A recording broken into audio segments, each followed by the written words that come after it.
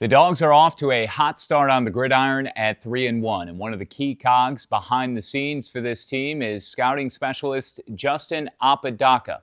Apodaca today pulls back the curtain on his processes, his change from the media side to the personnel side, recruiting, and so much more. Strap in. The Tech Drive starts now.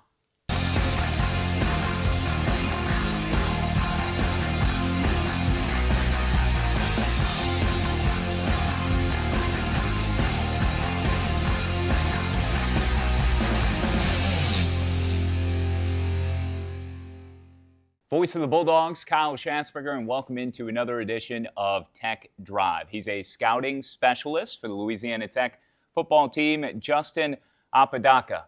Good to have you, man. How about those Dogs? Coming off another big win, a 3-1 start on the season, 30-20 over Southern Miss this weekend. The vibes are high here in Ruston.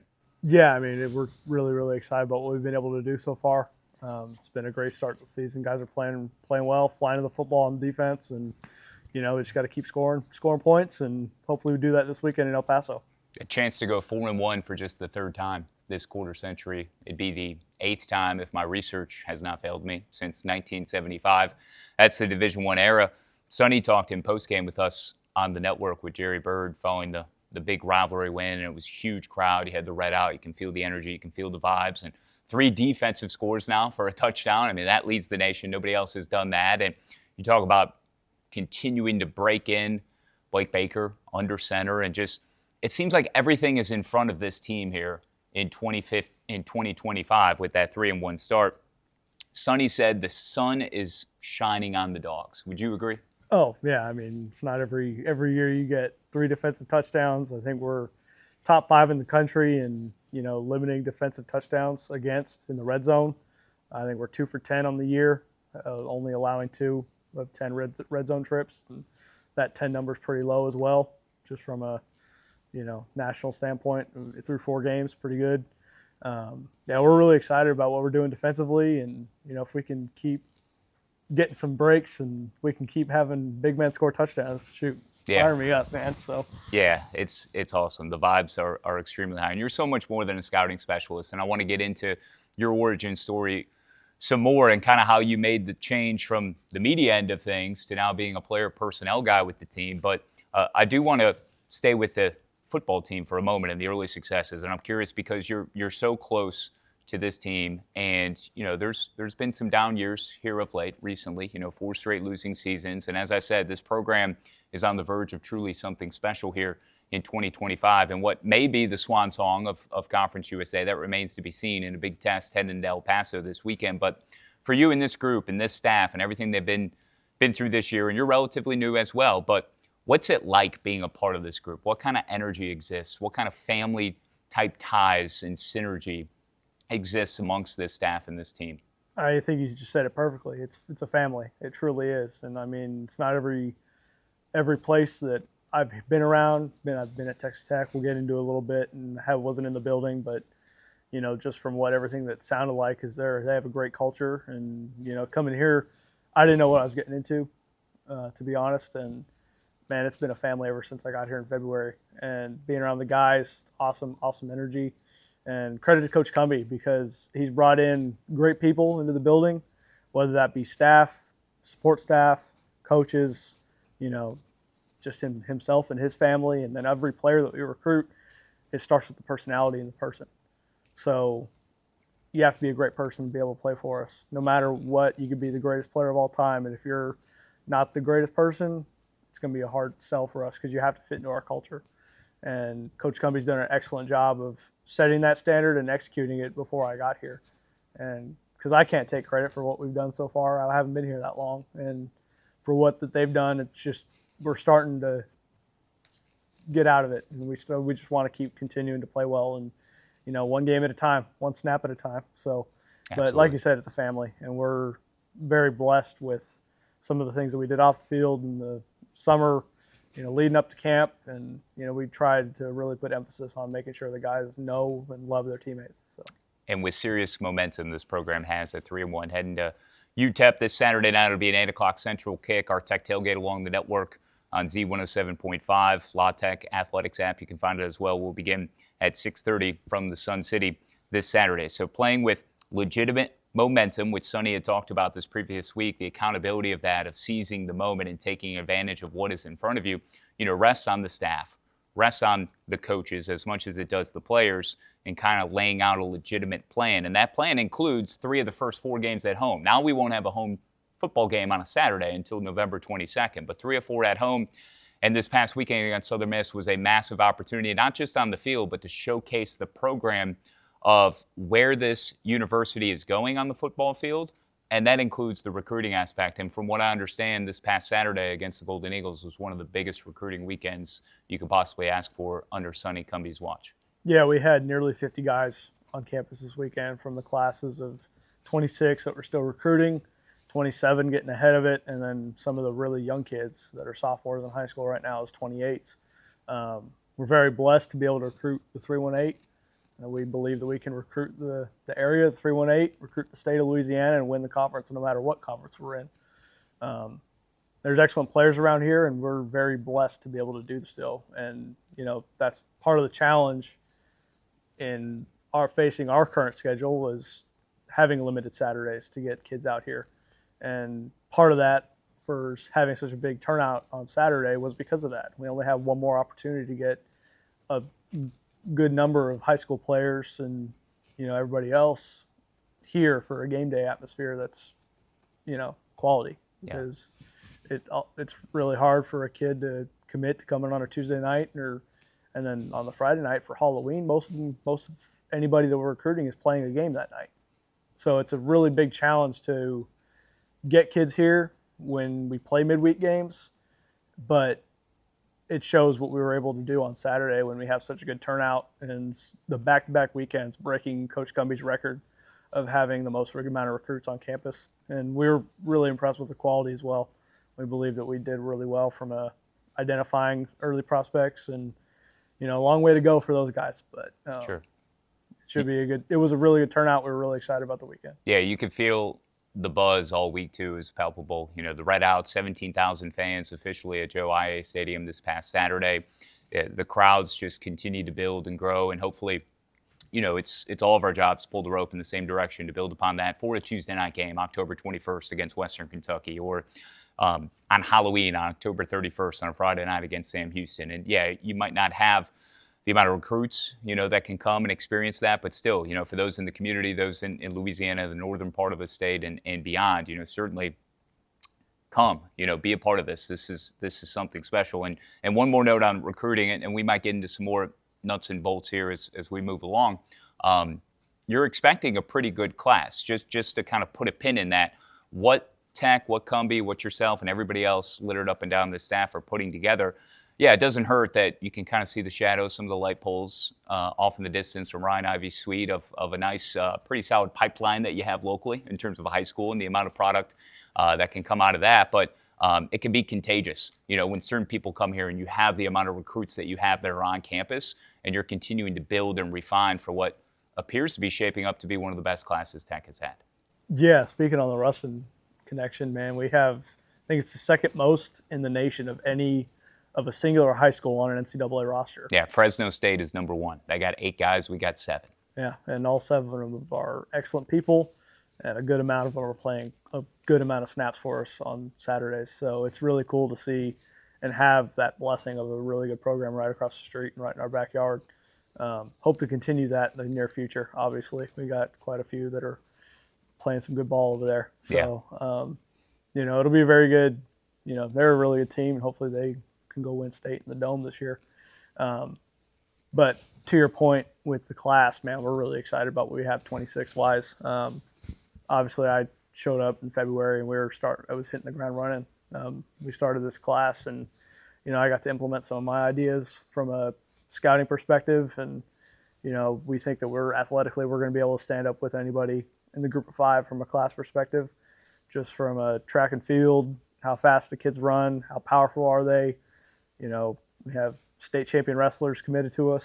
We're very, very excited about just the things that our kids can do off the field as well as being a great football player.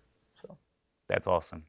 Justin Apodaca here, scouting specialist with us on Tech Drive, the Louisiana Tech football program. Thank you again for being here. It is year one for me. It is year one for you. And I feel like you've been such a valuable asset to me since I arrived, starting on July 1st, chopping it up with me at practice. So thank you for that, because you've made me feel extremely welcome. And I feel like I haven't reciprocated that, because I forget it's still your first year and I'm trying to drink out of a fire hose already. So I still owe you, some company with some late night Mexican or something on a Sunday night. I look forward to that. But you are a rising star on the player personnel side of this industry. And as we begin to tell your personal story, and everybody loves a good origin story, we have to start with how it came to be that you were driven to this space, scouting, evaluating, all the other hats that you're donning in this role as you chase down a dream. And oddly enough, you started on the media side. Yeah. So, going way before I even got into school at Texas Tech, it was, as a kid, I always knew that I wanted to work in some type of front office. Originally, I was driven to baseball. I'm sure we'll get into that a little bit later, but I was a baseball analytics guy when I was a kid, and I was looking at, all those different stats that, might mean nothing, might mean something, but, I'm really interested in, like, on a tangent here, like pitching and how the ball spins, stuff like that. That really interests me. And, it's really fun to be able to find an outlet through that, and found that in school. Obviously did it through the media side, which is very different.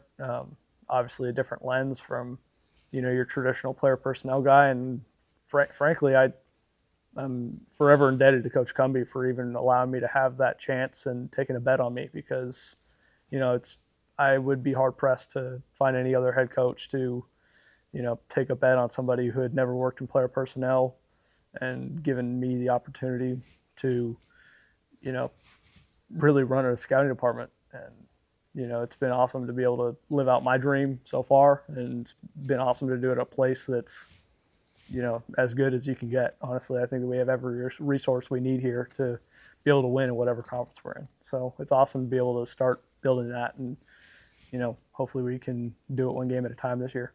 This is where I'm most fascinated, because how do you get on Sonny's radar? There's the obvious Texas Tech connection, right? That's where he went to school. And I would assume you're running in certain circles because you were a journalist. I mean, really, you were writing for RedRaidersports.com. Your final day there was February 21st, and Dallas Morning News contributor for Texas Tech. I mean, you're like me, showing up to the football stadium, sitting in the press box. I'm the talking head that's broadcasting the game, but you're covering it for print, for digital, whatever medium it might be. You have access down on the field, certain press conferences, you're doing interviews, you're doing all of these different things. But you love scouting, you love the numbers, you love the analytics, and it started with baseball. But grinding and doing the scouting aspect to at least enable Sonny or get his attention to see you and to give you this chance, how did that happen? Because for me, I wasn't calling football regularly. I was doing everything else, basketball and baseball, and the proximity model of working with Learfield and, the audio operations. I've been so close to it, and I've been working on my craft and honing in. But I go to an empty stadium, or not an empty stadium, but it'd be a fake mock broadcast and do play-by-play at a real game, but nobody's listening.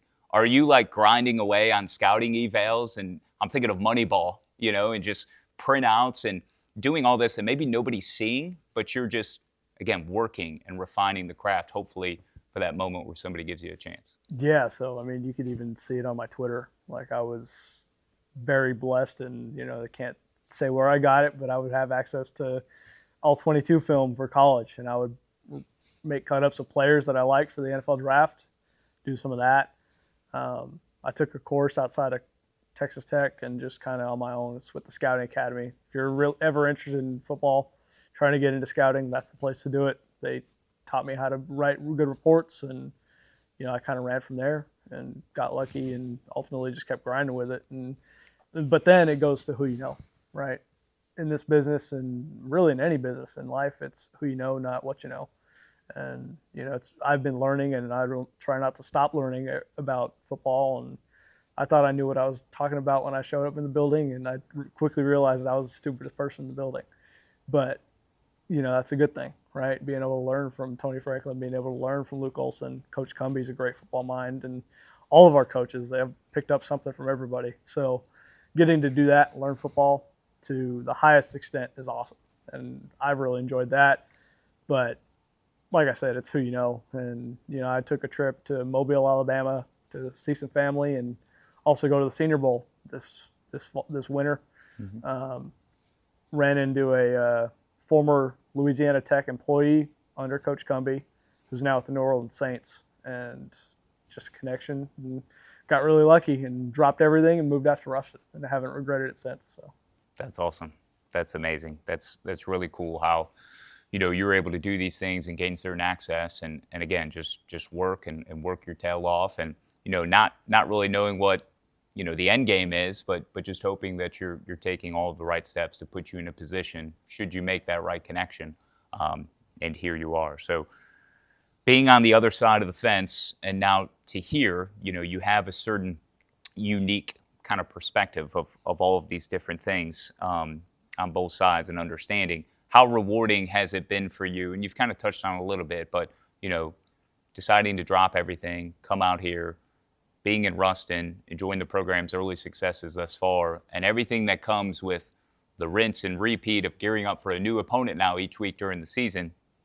You've made the right call, obviously. You love it. Yeah. But how rewarding and fulfilling has it been for you to this point? Well, I'm living the dream. I mean, the place couldn't be better.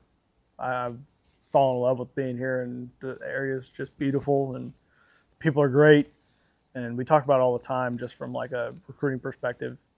The people make the place, and you have to have good people, number one, in the building and in the town to have success. And I think that anybody that I've met in Ruston so far, whether it be at a restaurant or friends that I've made so far, it's been great. People are hospitable, and it's awesome to become a part of a new community. And it's honestly the smallest place I've ever lived in my life, and honestly I've really enjoyed this slow pace.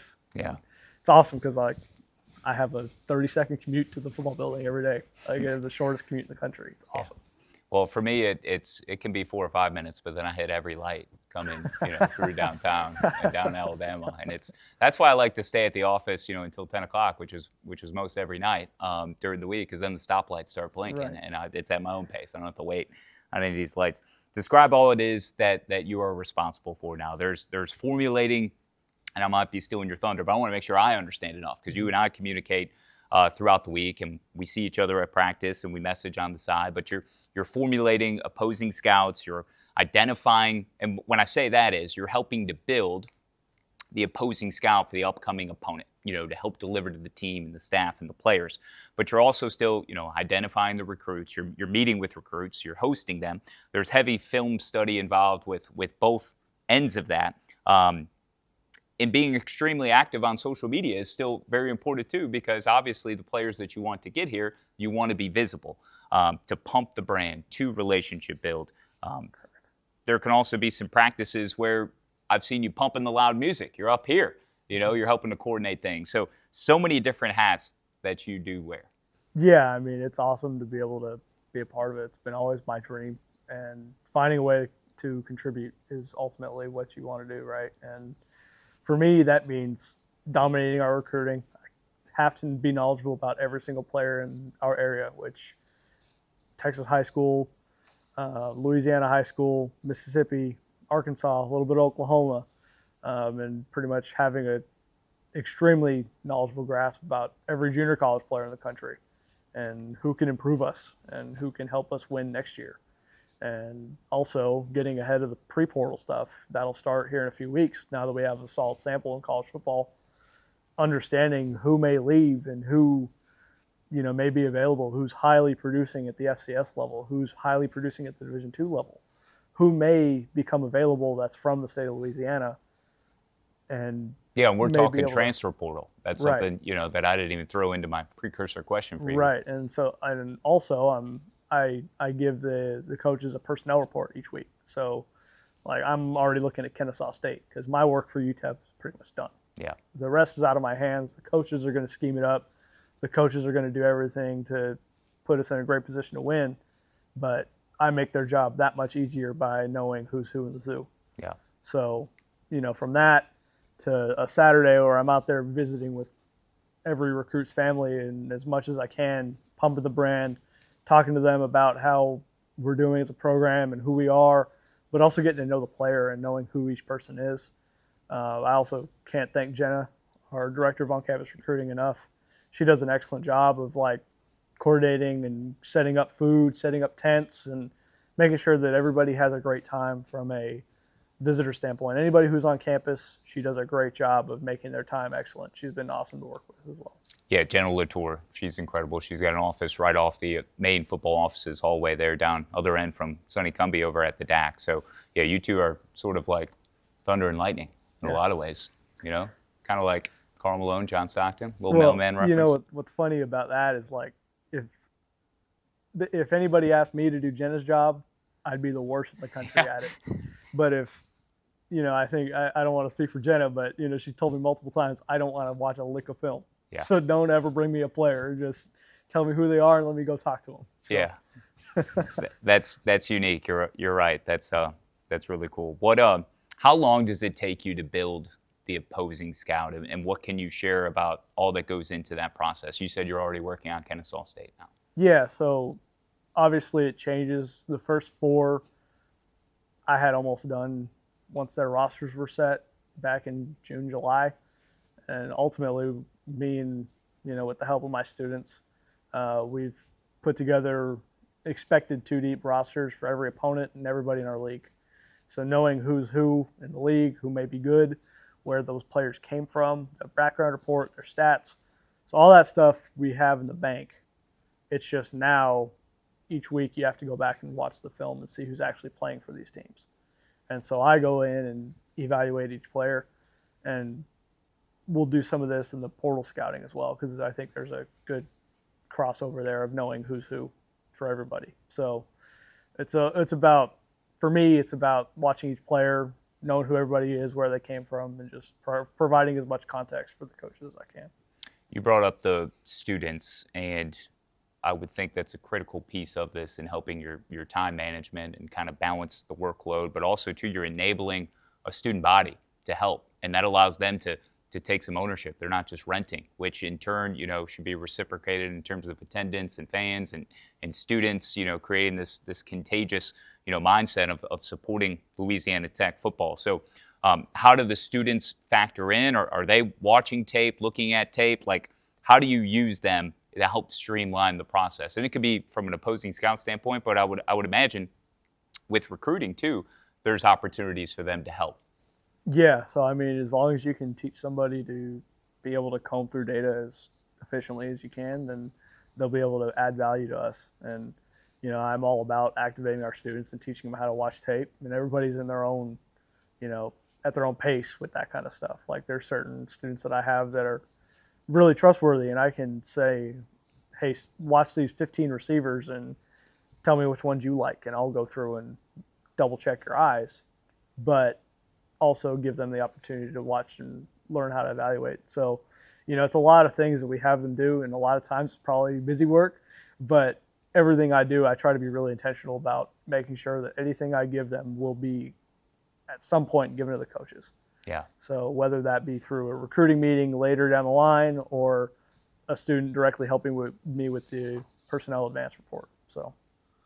Yeah, doing less with more, again, maximizing your resources. That is huge. It's a mantra we're all having to adapt to in some way. How do the students get involved? Because I see social media, I see graphics, where a lot of students might be posting like, thank you, Justin, and using your handles. And, Jenna can be involved with that, La Tech football account. It's all there. And it kind of, highlights that universal buy-in I was talking about. But how do you identify the help? Are these people coming to you? Or are you just, casting a wide net? How does that work? It's kind of, I look for certain personality types. Like I went to a lot of the like on campus for the freshmen coming in, like those kind of events, and making sure that we show face and we know who we're talking to and people know who we are, and there's an opportunity to come work for the football program, and you can be around it and fall in love with it. You might fall in love with somebody else, but like I like to hire engineering students because they're wired a little bit certain different way, and I like to think I'm somewhat, some of them are smarter than me, and it's awesome. I love it. I love to be the stupidest person in the room. So, I love to have people who ultimately are effective at their job, but also are efficient with their time. And, when you're coming in, you're doing your job, that's awesome. We can have fun afterwards. But, it's not to say that we don't have fun in there, but Right. the work should be fun. You should be able to come in and, man, I might find a player today that could help us win a championship one day. That's awesome to me. That's what fires me up. And finding kids that are also thinking that same way, when you get a couple, that's all you need. So, Ring the bell. We can use that graphic. That seems like something that you like to use on social media when maybe a recruit is landed. As I was diving back, at least very early on, you were using that. I mean, we're not, and maybe that'll come out more and more as we get close, to signing day. But I love that because I've implemented that into some of my touchdown calls. Ring the bell. So there's the background on that. Anytime we get a commitment, we have a bell right outside of Coach Cumbie's office, and there's a deeper story. And I'm still learning the history of Ruston and the university, but there's a bell right outside of Coach Cumbie's office, and we only let the guys who, when they commit, they go out and ring the bell, and we all celebrate. So it's funny when we have big official visit weekends of a lot of recruits in town, they meet with Coach Cumbie and the bell starts ringing. All the coaches come out of their office and start celebrating. So that's sweet. It's when you ring the bell, you're part of the family. So that's sweet. That's awesome. I'm waiting to celebrate when I get one of those hats. That hat you're wearing, is that a Luke Olson special? No, Luke gets his own hats, but this is from our great guy, Brandon Doobie downstairs. Okay, so. Brandon Doobie, equipment manager. Yeah, he's awesome. We hope to have him on the tech drive very soon. But I've been bothering Luke to get one of these custom hats. He won't tell anybody where he gets his hats. He's very cagey. he is, he's an awesome person, but man, the ball caps. He's particular about him, and he does not want anybody matching him. So it's awesome. And I'm a hat guy, and I want in on some of that drip, some of that swag. There's a lot over at Padden's. I don't know if you've been to Padden's downtown, Padden's Western Wear, whether you're going out of town or to the big game. Padden's is the place where you can dress to impress. So I actually bought some new swag this past weekend. They got a new line of like vintage lettering shirts. I got a powder blue. It's awesome. It's got a football on there. There's bowling gear. I know Matt Nantis is going to love that finally bowling stuff is in. He's been really nudging and coming down hard on the Padden family to make sure the bowling stuff is back in stock, so it's there. So again, head to Padden's. They've got new Louisiana Tech items that you can wear for the game around town. There's also the Western Wear store. So styles and brands for everyday life, the job, game days, and any occasion, including the outdoorsman in you. You can find it all when you shop locally at Padden's, a North Louisiana tradition since 2007. Working with pro scouts, that's another element of this because I've seen scouts at practice. We got a few more minutes here with Justin. Very appreciative of him here on the Tech Drive. I saw the Bear Scout. I was embarrassed last week to go over to him and say hello. However, if I were to see him this week at practice, I would go right up to him and introduce myself after my Bears beat Kavanaugh's Cowboys. So, yes, working with scouts and being able to manage those relationships. What can you share about the cadence, maybe how often they're around, and then two, making them feel as welcome as they can be with their visit here? Yeah, it's awesome when we have NFL people come through. It's a sign of respect for your program. And the more you have, and I think that we're getting close. And Coach Maper does an excellent job. He's our NFL liaison, so he'll have a better pulse on where we're at. But I think we're getting close to having every NFL team check in with us.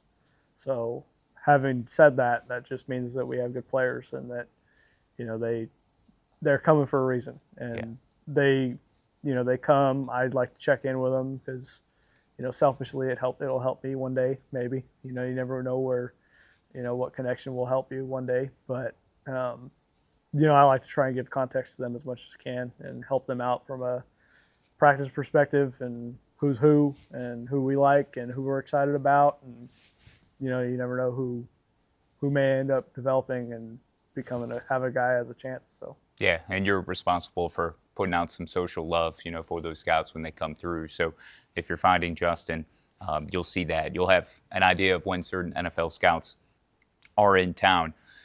What is your dream job? You're talking about connections and how, you never know what door might open. And networking is a big part of everyone's lives. You talked about it off the top of the program. It takes a connection, takes a spark, and that's led you here to Ruston. But what is it that you most want to do? Are you a future general manager? Is That's the dream. I would love to be a general manager. But you know what's funny is like I love college football, and I've really found myself loving it. Like, you know, when I was, like I said, at baseball, I was really into baseball. I thought I was going to work in a baseball front office. Tried my dangest to do it, and you know, it just never worked out. Never got that opportunity, but ultimately also fell in love with football and realized that there was that opportunity to do it in college. Love the pageantry. I love the Saturday tradition, and ultimately you get to affect people in ways that you don't even know. Like bringing good players here over multiple years, and you flip a roster and you win a championship, you're providing memories to somebody that you don't even know. And the impact that you can have at the college level really draws me to stay at it. And so my dream job would be to have, you know, a heavy influence on a roster at a school where you can win championships. So kind of living it right now. Yeah, no, you are a big baseball guy because I know you love the Dodgers, and Clayton Kershaw is going to be hanging it up at the end of this year. Did that bring a tear to your eye when you saw the news last week? Yeah, it's kind of crazy because, you know, me and my dad's family's originally from Los Angeles area, and growing up, the Albuquerque Isotopes were the AAA affiliate of the Dodgers. So, I mean, we were there all the time. I played baseball growing up, corner infielder. Okay. You know, so always loved it. Watched a ton of baseball growing up, and mostly the Dodgers. And you know, it was pretty cool to see him win it a couple years ago and last year. But now it's about winning here. And like I joked with my dad, like he'd text me about the games, and it's like, Dad, I haven't watched a single game in a long time. I can relate. I'm yes. worried about trying to figure out, you know, who's available in the portal, and because I mean I'm watching film all day, so it's definitely a different life now. But yeah, it's really crazy to see a childhood idol hang it up. It means I'm growing up, I guess, huh? Yeah, and Anthony Rizzo came back to Wrigley Field just last week after his retirement. Was part of, you know, a lot of different exciting and farewell tour like experiences, and it conjured up the vibes as a Cubs fan of 2016. It's like, man, we missed our win. Like, we got the one title, but that could have been a wagon, you know, and then we blew the team up. So, but it's hard for me to keep up with the Cubs the way I want to this time of the year with football starting. So I know we're in the playoffs. We just clinched, so I look forward to watching some postseason baseball. Yeah, I'm pulling for the Cubbies this year because I got a really good friend who works in their analytics department. So hopefully Jeremy can knock it down for the go win a World Series. Let's go, Jeremy. Final thing from you. I know you went to Nashville before the start of the season, some sort of symposium, think tank focused on recruiting, scouting. You're able to share and divulge maybe some industry standards or best practices, but you're able to soak up a lot of different knowledge and things from all corners of the country. What was that experience like? That was an awesome experience. Got to meet a lot of people that are like-minded and do very similar things in conference, out of conference, bigger school, smaller school. I got to catch up with some friends that are in the industry and kind of help me get my start as well. So that was awesome. But yeah, you learn things from ways to find prospects, how to manage the money. That was a lot of what was talked about. And that really, you know, it's different for us because, you know, we're a smaller school than what Texas Tech and what Ohio State and what all those bigger programs around the country are talking about. We have to manage our finances a little bit differently than they do. And, you know, it's definitely different, but you get some good practices and how teams are doing it, and, you know, schools at our level as well. I mean, it's definitely interesting though, because you're dealing with people who you're competing against. So you're not going to get a 100% clear picture. Nobody's just standing up there and giving you a true teach tape, because you're giving you, you know, you're not going to divulge too much information. So I feel like we need a whole other podcast, at least 30 minutes, to talk the actual finances. I didn't want to put you on the spot with that here for our first visit together. Justin, it's been awesome. Anything else you would like to share about yourself, the program? Again, we're 3-1. Tech is going to El Paso this weekend. That's 8 o'clock kick, 6:30. You can hear it. The Tech tailgate along the network. Myself, Teddy Allen, Eldon Taylor will be there. But this is exciting. Seize the moment, continue to build, and why not rattle off wins every single week from here on out? Yeah, it starts Saturday. And what's exciting about watching this team and what I love about being a part of it is just how much these guys love it. You can see it in how they play. Just see how guys fly to the football on defense and watch guys celebrate when they score a touchdown, watch the sideline. Should go. It's really fun on if you go back and watch the Jacob Bradford's fumble recovery for a touchdown. We almost got a penalty. We should have, because we had all three, Zion Nason, Christian Davis, and Travell Vivians. Somebody said the marshmallows in the team room, but they were running on the sideline way out of the coach's box and celebrating his score. So that was really fun to see. And, these guys love each other, and, hopefully we can keep doing it one snap at a time. Justin Apodaca, scouting specialist for Louisiana Tech football. Awesome to have you, man. So excited to have you here on Tech Drive. Best of luck the rest of the year. We'll be talking, seeing a lot of each other over the next few weeks. Getting on a plane to go to El Paso on Friday. It'll be a lot of fun, man. Thank you for coming by. Appreciate it. Out in the West Texas town. Yes, sir. Heading to El Paso again. 8 o'clock is the kickoff coming up this Saturday. 6:30, our Tech tailgate will begin along the network.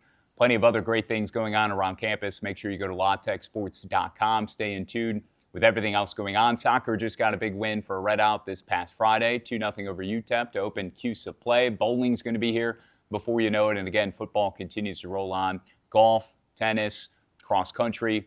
It's all happening in big ways. Volleyball as well on the road at Grambling here during this week. So they'll be home sooner rather than later. Rotolo's will be out there on Thursday night, 6 o'clock for Inside Bulldog Football. Teddy Veal will join Sonny Cumby. We'll be there at 6. Make sure you join us at Rotolo's Craft and Crust. For Carson, Jack, Cav, GB, and Justin, I'm the voice of the Bulldogs, Kyle Schatzberger, and this has been Tech Drive.